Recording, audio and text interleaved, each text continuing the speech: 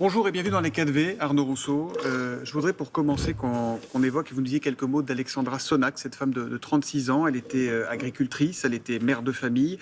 Sa fille, 12 ans, Camille, comme elle, a été tuée hier dans un accident de voiture au niveau d'un barrage à Pamiers dans l'Ariège. Écoutez, oui, c'est une terrible nouvelle que nous avons appris hier matin de cet accident à Pamiers, de cette mère de famille qui dormait avec son mari et sa fille.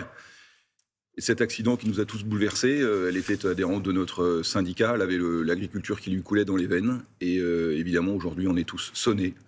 Sonnés, mais en même temps déterminés à ce qu'on puisse poursuivre cette action de colère qui s'exprime. Parce que finalement, ce qui se pose comme question, c'est qu'est-ce qu'on veut demain en France dans nos assiettes. Et c'était ça le combat de cette femme aussi. Et donc, ça nous oblige aujourd'hui à poursuivre cette action et à obtenir des résultats. Alors on précise qu'une cagnotte solidaire va être créée pour aider les survivants de cette famille où il reste le papa et sa plus jeune fille. Vous parliez de cette colère. Regardez la question que pose le Berry républicain ce matin. Jusqu'où montera la colère? Qu'est-ce que vous répondez à cette question aujourd'hui?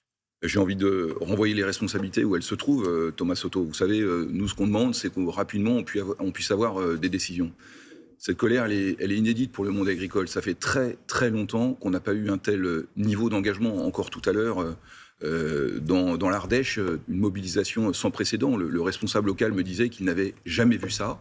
Ce qu'on demande, nous, c'est que les décisions puissent être prises. Je le dis parce que c'est pas une décision. Vous savez, on a tellement empilé depuis des années tant de contraintes qu'aujourd'hui, ce qui est remis en cause pour l'agriculteur, c'est sa liberté à faire son métier. Vous savez, c'est ce bon sens paysan qui est tous les jours un peu plus attaqué.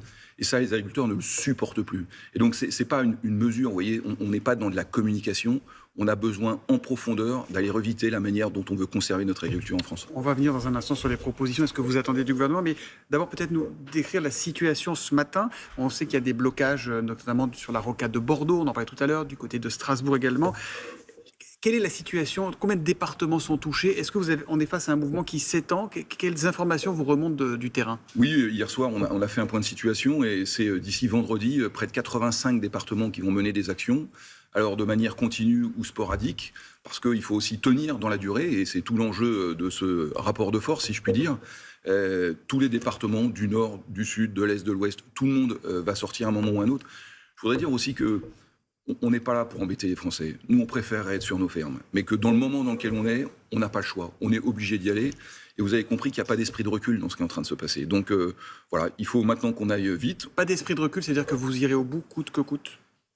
Écoutez, encore une fois, je l'ai dit, j'appelle au calme et à surtout ne pas utiliser la violence. Parce que dans le moment dans lequel on est, c'est trop grave pour que finalement... Ça, c'est important. Vous appelez à ne pas utiliser la violence, mais est-ce que vous appelez ce matin à amplifier encore le mouvement, pacifiquement? C'est déjà fait, Thomas Soto. Ça va monter, on le sait. Je veux dire, tous les départements nous ont renvoyé leur lieu d'intervention, comment ça se faire, en lien avec les préfectures. Donc le sujet, c'est pas est-ce que ça va monter. Mais est-ce que bloquer le pays est un objectif? Non, pas du tout. Bloquer le pays, c'est un moyen pour obtenir rapidement des décisions. Et encore une fois, on est Donc conscient... vous n'excluez, pardon, mais c'est important, vous n'excluez pas un blocage du pays pour être entendu à la hauteur de vos attentes. Vous savez, une fois que la mèche est allumée, les agriculteurs, encore une fois, veulent aller jusqu'au bout. Il n'y a pas d'esprit de recul. Ce qui permettra que chacun rentre chez lui de manière apaisée, c'est qu'ils comprennent, encore une fois, pas seulement avec des déclarations, avec des mesures très concrètes, que les choses vont changer. Pas simplement, encore une fois, une mesure, un point spécifique, mais l'état d'esprit qui prévaut et qui fait aujourd'hui que dans la liberté d'entreprendre, avec des normes, elles sont nécessaires, mais elles sont tellement accumulatives qu'aujourd'hui, on ne sait plus faire. Quand un agriculteur se voit contraint à des dates pour répandre son fumier, pour répandre ses engrais, c'est quelque chose qui n'est pas corrélé avec la météo. On voit bien que la météo aujourd'hui est en train de changer. On ne peut pas avoir régulé notre métier avec des mesures administratives, c'est pas possible. Est-ce que vous dites aujourd'hui il faut aussi rentrer dans les grandes villes? Est-ce que Paris est un objectif, par exemple? Est-ce qu'on peut imaginer, est-ce que vous souhaitez des mobilisations, encore une fois, vous l'avez dit, pacifiques, dans Paris? Non, à ce stade, ce n'est pas une option, mais encore une fois, tout dépendra de la manière dont les réponses sont formulées. Je n'exclus aucune option. Nous n'excluons aucune option. Tout simplement parce que, encore une fois, on veut occuper le terrain. Vous savez, Paris, c'est pas le lieu de vie des agriculteurs. Paris, Bordeaux, Lyon, Marseille, les grandes villes. Non, mais voilà, si les choses ne devaient pas être entendues, si finalement il y avait une forme de mépris ou une forme d'incapacité à répondre à la question, les choses pourraient évoluer. À ce stade, ce qui compte, c'est d'occuper le terrain pour montrer que partout en France, la colère est là, et ensuite obtenir rapidement des réponses. Voilà quel est notre objectif à court Le terme. gouvernement a annoncé des premières mesures dès vendredi. Est-ce que vous souhaitez que le Premier ministre vienne vous rencontrer sur des barrages avant. Beaucoup s'étonnent, lui qui fait beaucoup de déplacements, qu'il ne soit pas encore venu. Est-ce que ça vous pose problème ? Je l'ai vu lundi soir. Vous savez qu'à Matignon, avec mon collègue des jeunes agriculteurs, Arnaud Gaillot, on lui a demandé d'aller sur le terrain. Parce que, encore une fois, les agriculteurs... Qu'est-ce qu'il vous a dit ? Il nous a dit qu'il irait.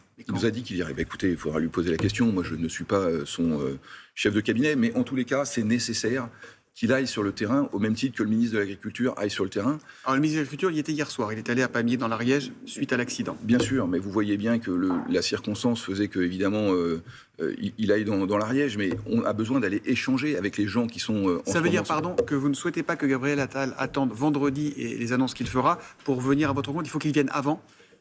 Je ne gère pas l'agenda du Premier ministre. Moi, je dis qu'on a besoin de réponses rapides. On comprend qu'il faille quelques jours pour caler les choses. Et moi, je veux dire que s'il faut attendre une journée supplémentaire pour avoir des mesures en profondeur, on est prêt à attendre. Mais en tous les cas, vendredi, il ne faudra pas nous faire le coup de la communication parce que ça passera pas. Les problèmes qui vous pourrissent au quotidien et la vie sont nombreux, ils sont variés, ils sont complexes, ils sont parfois insaisissables et ils sont jamais simples à résoudre, il faut bien le reconnaître. Quelles sont les 2 ou 3 mesures que vous souhaitez que le gouvernement annonce ?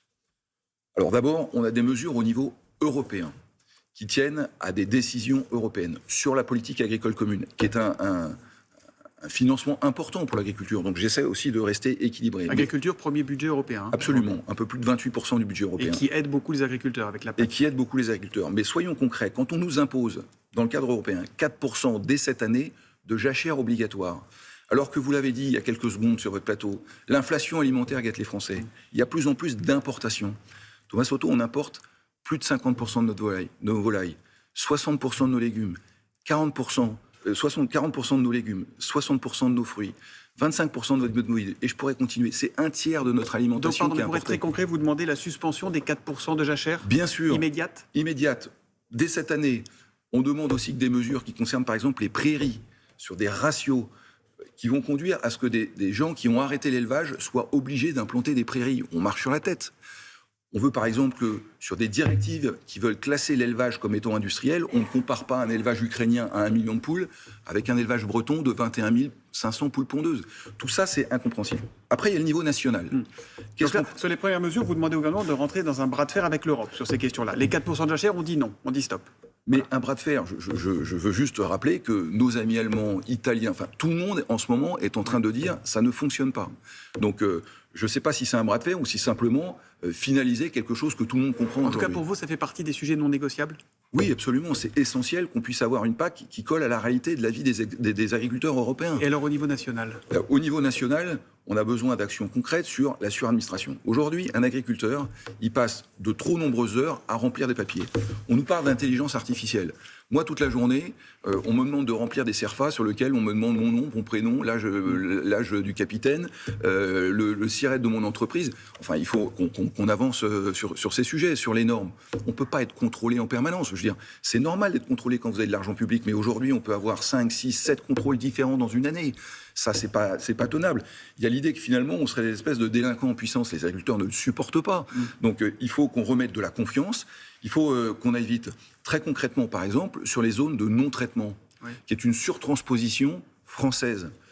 On a besoin de dire que, 1, on protège la population, 2, qu'il y a des sujets de santé publique, mais qu'il y a des solutions techniques aujourd'hui qui permettent de lever ces ambiguïtés. Et je pourrais vous citer des exemples, plein, dans l'élevage, dans la viticulture, qui aujourd'hui nous imposent des calendriers qui mènent les agriculteurs finalement à être encore une fois des délinquants en puissance, alors que c'est des gens honnêtes. Pardon de revenir à des mesures très concrètes et très immédiates. Votre collègue de la coordination rurale, Véronique Le Floch, a demandé une année blanche sur les échéances bancaires, ainsi qu'une exonération totale des taxes qui touchent l'énergie, et notamment les carburants agricoles. Est-ce que ça, vous le demandez aussi ? Est-ce que ça doit être annoncé vendredi au plus tard ? Oui, on demande ça, mais on demande beaucoup plus. On sortira dès cet après-midi à la FNSEA le catalogue de l'ensemble de nos revendications. Il y en aura combien ?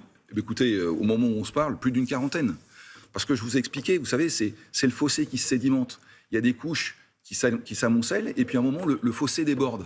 Donc le sujet, c'est de revenir à une forme de bon sens qui fait que toutes les mesures qui nous embêtent depuis 20 ans puissent être remises en cause. Voilà, donc on va produire ça cet après-midi, ce sera très précis.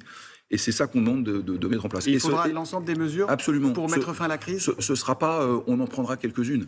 C'est l'intégralité de ces mesures qu'il faut qu'on puisse mettre en œuvre. Non négociables. Oui, aujourd'hui, on a besoin de donner le signe qu'on veut avancer. Vous savez, l'agriculteur, et je veux le dire aussi, il a besoin de se projeter. On ne peut pas simplement être dans une vision de l'agriculture qui se paupérisera. On a besoin, qui va mourir. On a besoin de renouveler la moitié des agriculteurs dans les 10 ans qui viennent. Il faut qu'on donne de l'espoir, il faut qu'on donne de la dynamique, on a besoin d'aller de l'avant. Les agriculteurs, ils croient en leur métier. Est-ce qu'il y a un peu d'affect dans tout ça, un peu de désamour en quelque sorte, une lassitude de ne pas être assez aimé, d'être trop souvent montré du doigt? Vous utilisez le terme délinquant tout à l'heure. Mais oui, parce que vous savez, les agriculteurs, c'est aussi des gens qui ont une forme de fierté du métier qu'ils font, qui sont viscéralement attachés à leur terroir, à leur production, qui ne sont pas les mêmes du nord au sud. On parle toujours du modèle agricole, mais il n'y a pas un modèle agricole. Il suffit d'aller sur le terrain, rencontrer les producteurs. Et les gens sont fiers de là où ils habitent, du produit qu'ils font. Donc évidemment, il y a beaucoup d'émotions dans le moment dans lequel on est. Et c'est ça aussi qui fait la colère. Mais aujourd'hui, la détermination, vous l'avez compris, elle est totale. Et donc maintenant, il faut des résultats. Merci beaucoup Arnaud Rousseau d'être venu dans les 4V. Bonne journée à vous. Merci. Merci à tous les deux. Merci également à Fabrice Penaud qui a traduit cette interview en langue des signes.